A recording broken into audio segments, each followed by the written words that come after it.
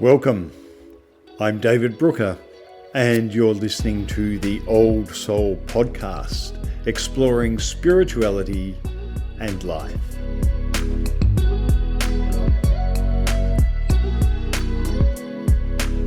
For the past 45 years, I've been actively engaged in Christian ministry, working at what is often described as the progressive end of the theological spectrum. Energized and intrigued by the wonder of creation, by the diversity of humanity, by the mysteries of life, and by a pervading sense of connection with that which is beyond me. Something that stirs my soul, something bigger than me.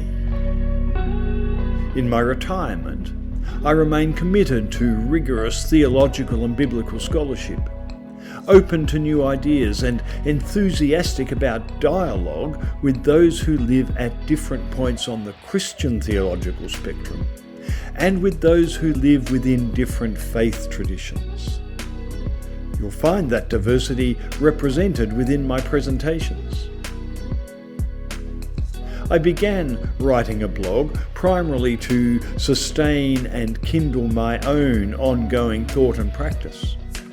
But I've been encouraged to share these ramblings from the cobwebs of my mind with a wider audience. And I count it a privilege that you may be interested in reading and or listening to my material. I look forward to your feedback.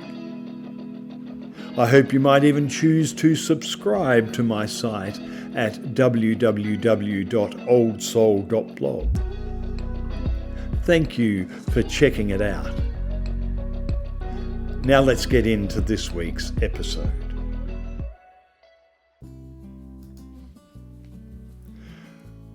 Welcome. This is Season 1, Episode 2 of the Old Soul Podcast. The Three Pillars, Pathway to a Better World.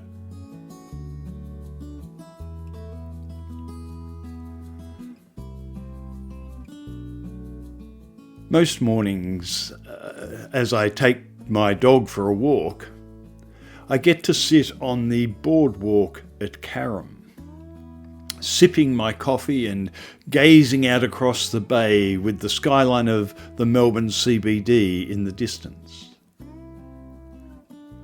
And I often wonder about the world we are bequeathing our children. Or more specifically, bequeathing our children's children's children, to borrow a line from the Moody Blues. Do you wonder about such things? It's a strange time we live in. Wars and rumours of wars, excessive wealth juxtaposed with increasing poverty, beautiful seascapes threatened by rising sea levels, brilliant advances in science and medical research on one hand, and a feigned ignorance or outright opposition to empirical evidence on the other. Inspirational stories of human resilience and compassion alongside instances of inhumanity and violence. The contrasts are stark and numerous. Which way will we go? What wisdom can we offer to those who follow? Can we build the better world for which we yearn? Absolutely we can. Here's my take on our pathway to that better world. Micah was an 8th century BCE prophet whose words are recorded in the Hebrew Scriptures. There's an oft-quoted sentence from Micah, familiar to those who read the Scriptures, and perhaps even to those who don't. A sentence that captures the essential ethic of the three Abrahamic religions, and perhaps the ethic of all the major faith groups. His words point us to what I suggest are the three pillars upon which we might build our future. Says Micah, "What does the Lord require of you but to do justice and to love kindness and to walk humbly with your God?" What better foundation could there be for our global village than the three pillars of justice, kindness, and humility?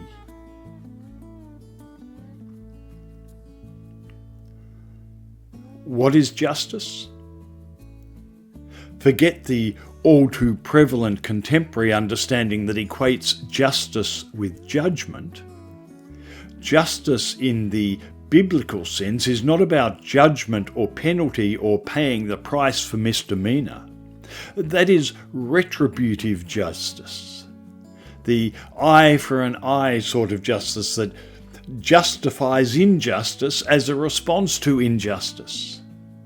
The current Israeli government response to Hamas is a clear example of retributive justice. But justice in the biblical prophetic sense is a restorative process. Restoration of right relationship, restoration of dignity, restoration of community, restoration of personal well-being. It's about wholeness, or holiness, if you like.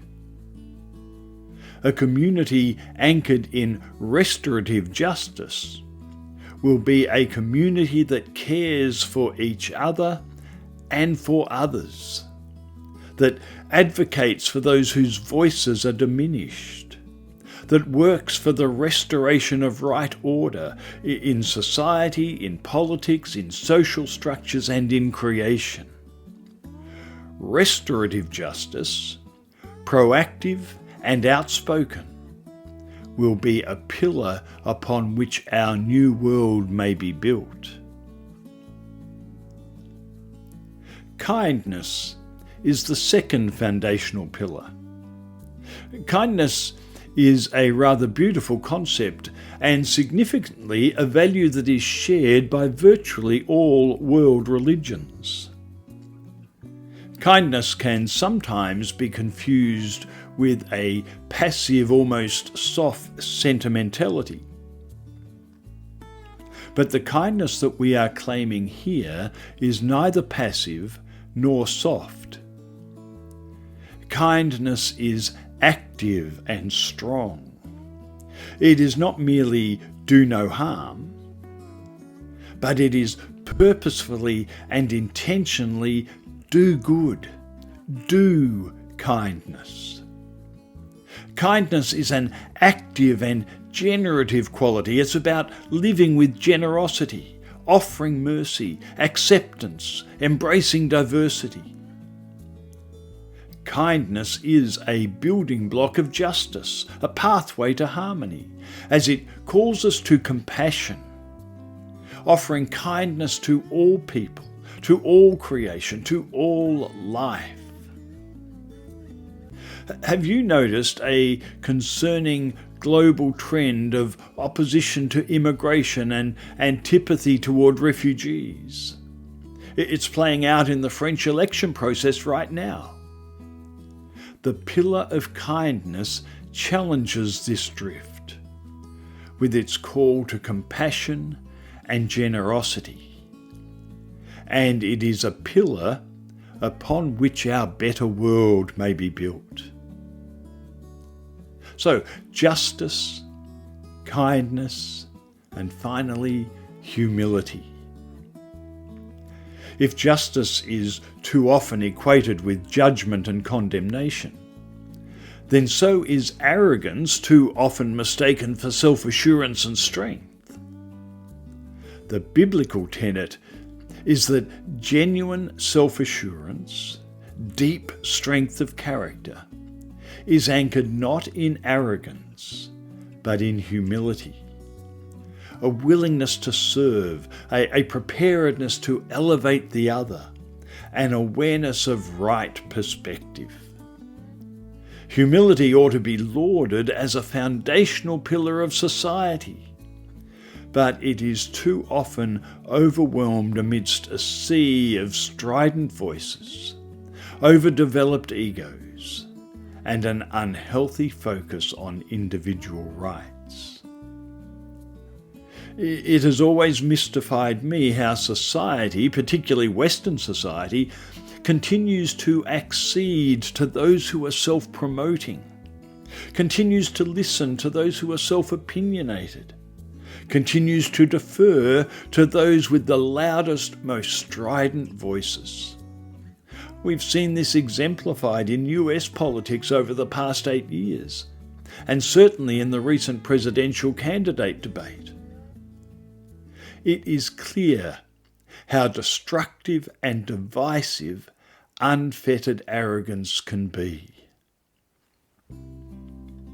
The prophet Micah, along with many other spiritual teachers, points us to humility as a more constructive, more life-giving practice. It may seem counterintuitive because humility is sometimes characterized as weakness or subservience.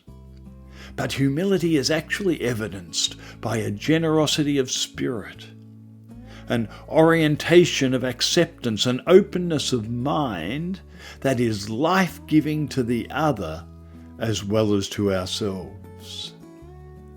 Humility doesn't mean having no opinion, or not speaking up or acting out as appropriate, but it means not being dogmatic about my opinion, holding open the possibility of alternative perspectives, and being prepared to listen to diverse voices in the quest for wisdom and harmony. Humility is the result of gaining a right perspective in life, a right perspective on ourselves and a right perspective on others. And it flows, I believe, from a right relationship with the ultimate other, a God, if you like, through which we become aware of our own comparative smallness in the face of that other's bigness. Perhaps best named as the experience of awe and wonder. It evokes a sense of healthy humility, and it is out of that space that we are empowered to live with kindness and to seek justice. Justice, kindness, humility. Ancient words from the prophet Micah. Values upon which we might build a better world for our children's children's children. May it be so. Well, that's it for this podcast. Thanks for sticking it out to the end. I do hope you found it worthwhile. Incidentally, if you prefer to read rather than listen, you can find the text of this podcast, along with a host of other resources, at www.oldsoul.blog. And do subscribe if you would like to be notified of future presentations. This is David Brooker, and I look forward to catching you next time.